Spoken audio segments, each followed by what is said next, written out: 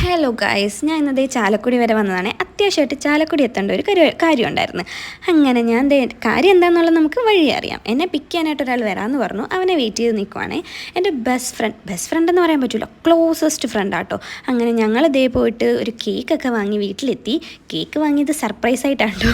അപ്പോൾ അങ്ങനെ സർപ്രൈസായിട്ട് കേക്കൊക്കെ വാങ്ങിയെത്തി. ഇതെൻ്റെ ബെസ്റ്റ് ഫ്രണ്ട്സാണ്. ഒരു 10 ഇയറായിട്ട് എൻ്റെ കൂടെ തന്നെയുണ്ട്.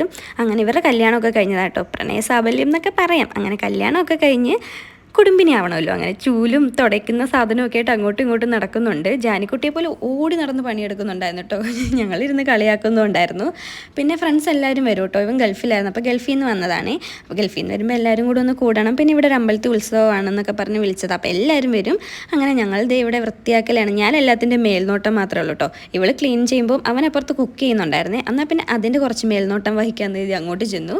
ചിക്കൻ കറി ആട്ടോ വെക്കുന്നത്. കാണുമ്പോൾ തന്നെ അറിയാം നല്ല കിഡിലും ചിക്കൻ കറിയാണെന്ന്. അങ്ങനെ ആ ചിക്കനൊക്കെ സെറ്റായിട്ടുണ്ട്. ഞങ്ങളൊന്ന് അടച്ച് വെച്ച് വേവിക്കാമെന്ന് കരുതി സംഭവം ഒന്ന് അടച്ച് വെച്ചു.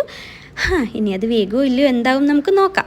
അങ്ങനെ വീടെല്ലാം സെറ്റായി ലൈറ്റൊക്കെ ഇട്ട് സംഭവം പൊള്ളി വൈബായിരുന്നു കേട്ടോ. നല്ല അടിപൊളിയാക്കി വീടൊക്കെ സെറ്റ് ചെയ്തു. പിന്നെ ഗൾഫുകാരൻ്റെ വീട്ടിൽ വന്നു കഴിഞ്ഞാൽ നമുക്ക് മിഠായി നിർബന്ധമാണല്ലോ.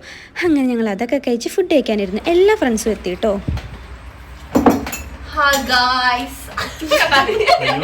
അപ്പോൾ ഫുഡ് കഴിച്ച് കഴിഞ്ഞാൽ കേക്കും കട്ട് ചെയ്തു. ബാക്കി വിശേഷങ്ങൾ നാളെ കാണാം. Okay, bye guys.